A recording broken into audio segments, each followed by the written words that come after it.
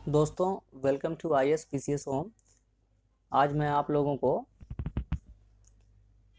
Board के बारे में, उस पर आंसर राइटिंग कैसे करें 67th BPSC मेंस के लिए आंसर राइटिंग प्रैक्टिस करवाने जा रहा हूं। बार्ड जो आता है भारत और बिहार में, तो उससे हम क्या क्या उपाय करें और वो क्यों आता है, इस पे चर्चा करेंगे हम समस्या और समाधान पे बार्ड के।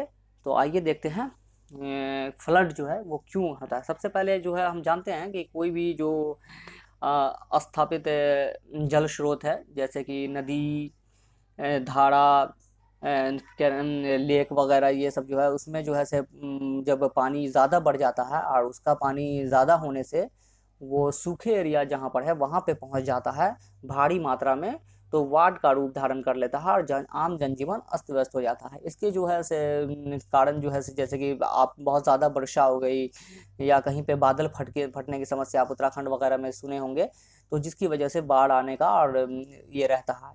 जिससे ये जो जब पानी बहुत ज़्यादा हो जाता है तो कुछ नदियों को होता है कि वो अपना जो है उसका मार्ग जो है, कोर्स जो है वो चेंज कर लेती है, जिसकी वजह से बहुत ज़्यादा बाढ़ आ जाता है। जैसे कोसी और दामोदर इस बारे में बहुत फेमस है। कोसी को बिहार का और दामोदर को बंगाल का शोक कहा जाता है, sorrow of Bihar and Bengal, Kosi and Damodar. तो ये है, नदियाँ जो हैं से बहुत सारा बाढ़ लेकर आती है। जैसे और हमें पता है कि भारत में दो तरह की नदियां हैं, हिमालयन रिवर्स और पेनिनसुलर रिवर्स। तो हिमालयन रिवर्स में जो है उसमें हमेशा जल रहता है, वो सदा नीरा होती है, क्योंकि उसका जो जल स्रोत है वो ग्लेशियर है, जिसके पिघलने के कारण उसमें जो है पानी हमेशा, और जब उसमें जो है अत्यधिक बारिश हो जाती है जिस साल, उस साल बाढ़ जो है ज़्यादा आ जाता है, बाढ़ की समस्या बन जाती है हिंदुस्तान में और भारत में। हिंदुस्तान में और बिहार में भी, हिंदुस्तान के कुछ एरिया में जैसे कि बिहार, बंगाल, महाराष्ट्र, गुजरात, असम, इन सब एरिया में बाढ़ जो है बहुत ज़्यादा है। ताज़ा आंकड़े के अनुसार कहा गया है कि लगभग 4 करोड़ हेक्टेयर जो है लैंड जो है भारत में बाढ़ से प्रभावित होता है। तो 4 करोड़ एक बहुत बड़ा लैंड हो जाता है। आप इतने बड़े मात्रा में अगर लैंड प्रभावित हो जाए बाढ़ से, तो क्या होता है कि बहुत ज़्यादा जो है फसलों को नुकसान हो जाता है, और जब फसलों को नुकसान हो जाएगा तो फूड क्राइसिस की समस्या, और लोगों का आम जनजीवन और महंगाई बहुत ज़्यादा बढ़ जाएगा। तो ये बाढ़ का जो है एक बहुत इफेक्ट करने वाला काम है। बाढ़ जो है लोगों पे ये इफेक्ट डाल देता है और आम जनजीवन पे बहुत ज़्यादा इफेक्ट डालता है। तो इसको जो है हम देखेंगे कि बाढ़ जो है क्यों जो है, ये इसके वजह क्या है। तो सबसे पहले तो डिफोरेस्टेशन जो है एक वजह आ जाता है कि डिफोरेस्टेशन बाढ़ की जो है से वजह जो है डिफोरेस्टेशन है, कि हम जब पेड़ों की कटाई करते हैं तो जिसके कारण बाढ़ जो है आता है। और हमें और उसकी वजह से, पेड़ों की कटाई की वजह से सॉइल इरोजन भी होता है। सॉइल इरोजन की वजह से जो है से नदियाँ जो है वहाँ आराम से प्रवाह करती है, तो और बाढ़ आसानी से उस जगह पे आता है। उसके बाद डैम वगैरह जब हम बिल्ड करते हैं तो हम आर्टिफिशियल तरीक़े से नदियों का जो है मार्ग को बदलने की कोशिश करते हैं और उसको पानी को रोकने की कोशिश करते हैं। तो वो हमें ध्यान में रखना चाहिए, क्योंकि इसकी वजह से जो है से पानी जो है अपना रास्ता तलाश करती है और वो ऐसे एरिया में चली आती है डैम की वजह से कि वो जो है दूसरे एरिया में जहाँ सूखा का क्षेत्र था वहाँ पे बाढ़ की समस्या क्रिएट कर देती है। तो ये भी एक कारण है। उसके बाद मानसून, मैंने बताया हेवी रेनफॉल जिस साल हो जाता है उस साल बाढ़ का। हिमालयन रिवर के बारे, क्लाइमेट चेंज समस्या, इसलिए मैंने यहाँ पे लिखा है कि क्लाइमेट चेंज की वजह से जो है, आपने कभी कभी देखा होगा आजकल, अक्सर आपने महसूस किया होगा कि बहुत सारी जगह जो है बाढ़ जो है, बारिश नहीं होती है लेकिन बाढ़ आ जाती है। तो ये क्लाइमेट चेंज का बहुत बड़ा प्रभाव है, क्योंकि क्लाइमेट चेंज की वजह से पूरे पृथ्वी का जो टेम्परेचर है वो 1 डिग्री के कहा जाता है बढ़ गया है, जिसकी वजह से जो है क्या हो गया कि पृथ्वी का ग्लेशियर जो है पिघलने लगा, और उसकी वजह से जो है समुद्र का लेवल बढ़ जाएगा, और समुद्र का लेवल बढ़ने से जो है बहुत ज़्यादा समस्या आएगा, खास करके उन क्षेत्रों को जो समुद्र के किनारे हैं।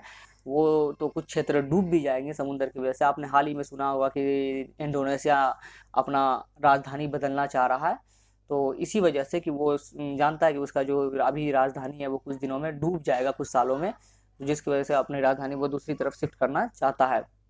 तो ये क्लाइमेट चेंज एक बहुत बड़ा समस्या। अर्बनाइजेशन शहरों में बाढ़ आता है, आपने देखा होगा कि लोग शहरों की तरफ भाग रहे हैं आजकल, और जो शहर का एरिया है बहुत ज़्यादा कंजेस्टेड हो गया है। महसूस किया होगा आपने कि जब नॉर्मल बारिश भी होती है शहरों में तो बहुत ज़्यादा जल जमाव हो जाता है और चलना फिरना भी मुश्किल हो जाता है। कुछ साल पहले आपने पटना में देखा होगा कि बाढ़ का समस्या हो गया था, और उस समय के जो उप मुख्यमंत्री थे सुशील कुमार मोदी, वो भी अपने सामान के साथ रोड पर आ गए थे। तो ये एक बहुत बड़ा कारण है बाढ़ आने का।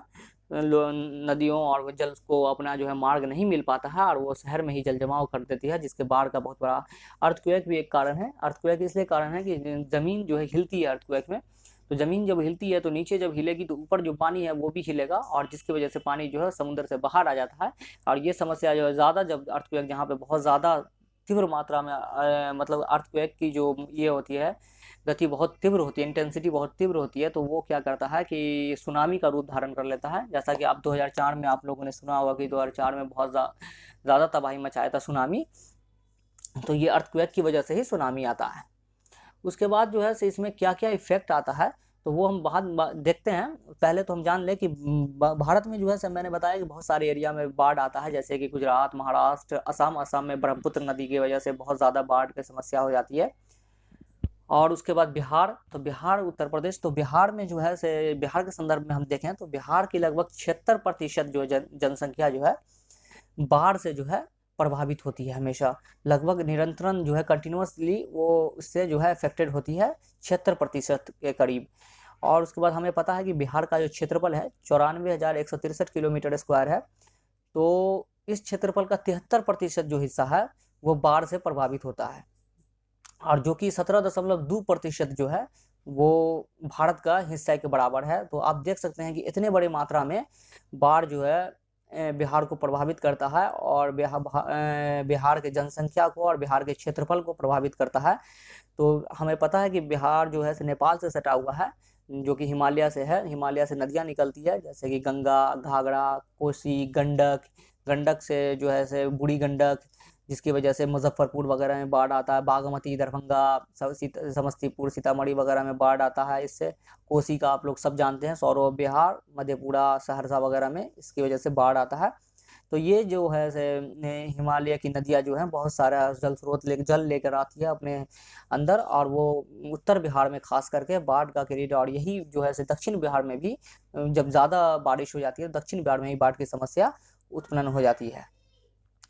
तो इससे जो है आम जनजीवन बहुत ज़्यादा जो है प्रभावित हो जाता है। 2004 का बाढ़ आप लोगों ने सुना, 2004 में मैंने देखा था वो बाढ़ को, ये बहुत ज़्यादा जो है से जान माल की हानि हुई थी। वो बाढ़ बहुत भयंकर बाढ़ था उस समय का, 2004 का।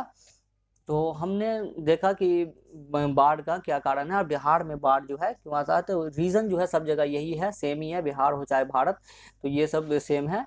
और लेकिन अब आते हैं, हम देखते हैं कि इसका इफेक्ट क्या होता है। तो आम जनजीवन जो है प्रभावित हो जाता है, जान माल का बहुत ज़्यादा नुकसान होता है बाढ़ की वजह से। आप देखेंगे जब जहाँ कहीं भी बाढ़ आता है तो लोगों, बहुत सारे लोग मर जाते हैं, और जानवर भी मर जाता है जो पाले वगैरह होते हैं, पालतू जानवर वगैरह। तो ये आम जनजीवन का नुकसान बहुत ज़्यादा होता है। बीमारियाँ फैल जाती है, बीमारियाँ बहुत ज़्यादा फैलने लगती है जहाँ पे बाढ़ वगैरह का समस्या होता है, और ख़ास करके महामारी भी फैलने का डर होता है। अभी कोरोना के काल में अगर बाढ़ जो आता है तो लोग एक दूसरे से एक जगह पे इकट्ठे हो जाते हैं, जिसकी वजह से महामारी फैलने का बहुत ज़्यादा डर है इस बाढ़ में।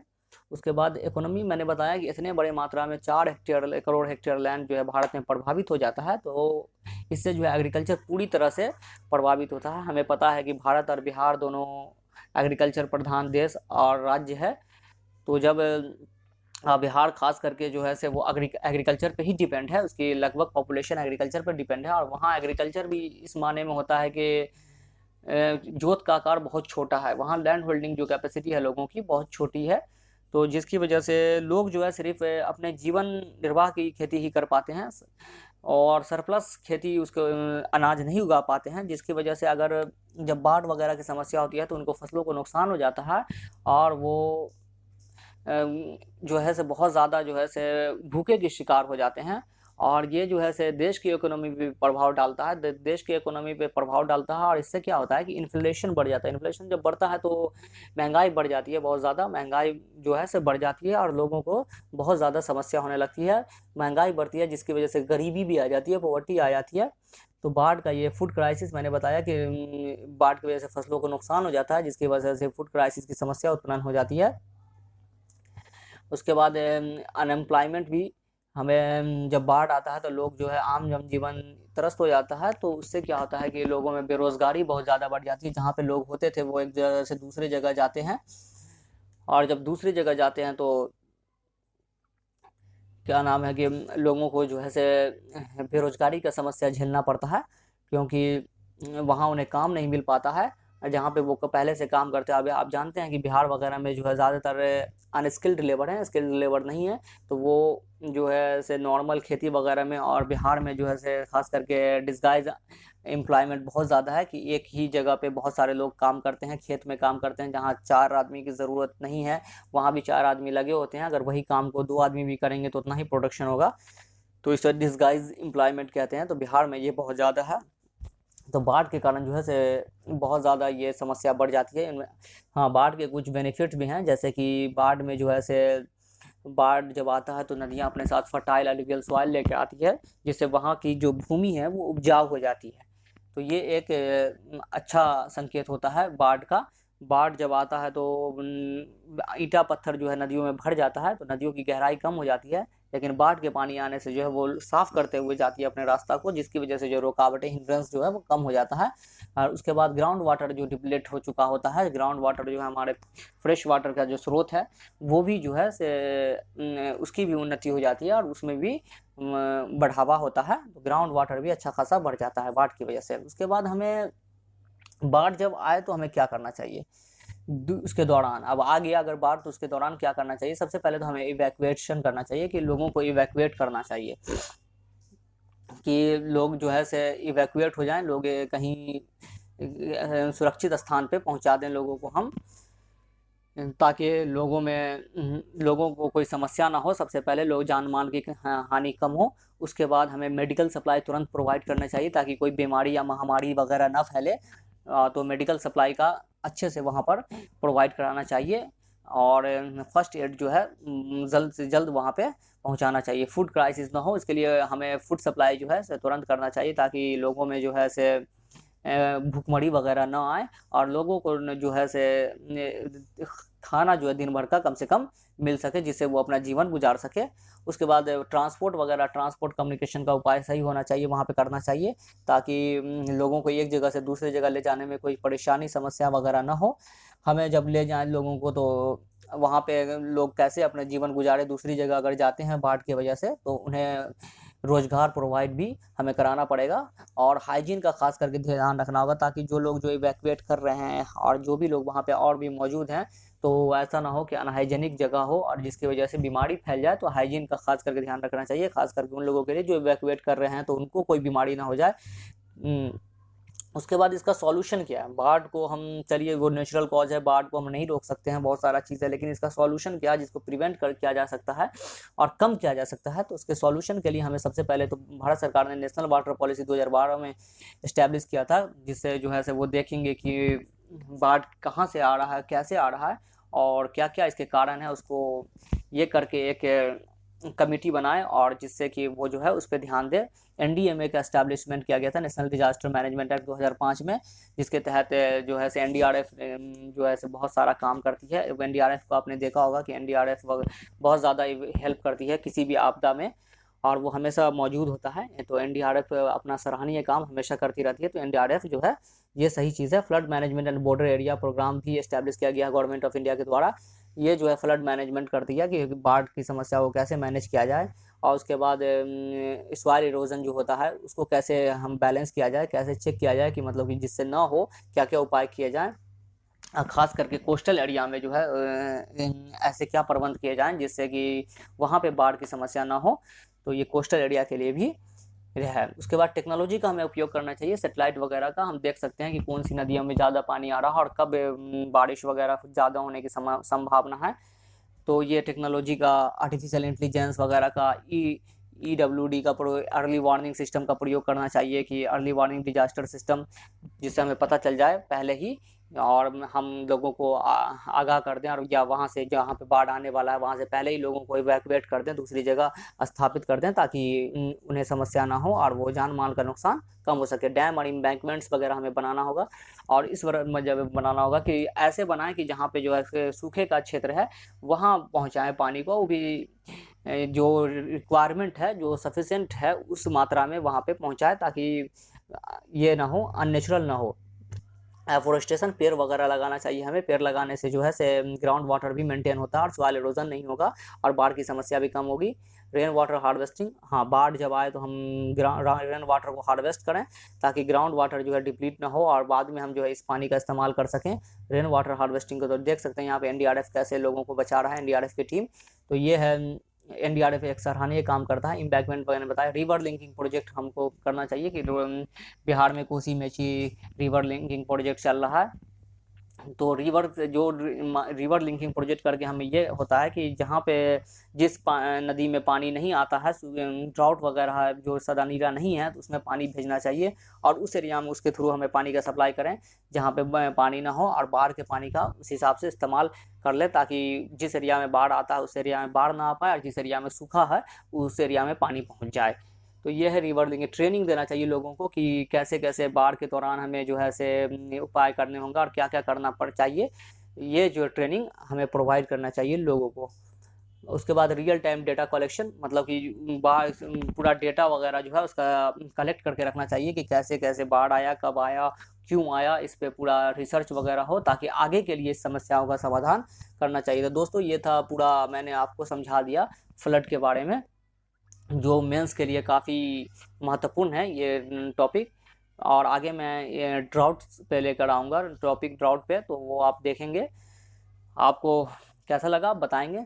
ठीक है दोस्तों, अगर अच्छा लगा तो आप इस वीडियो को शेयर कीजिएगा, लाइक कीजिएगा और चैनल को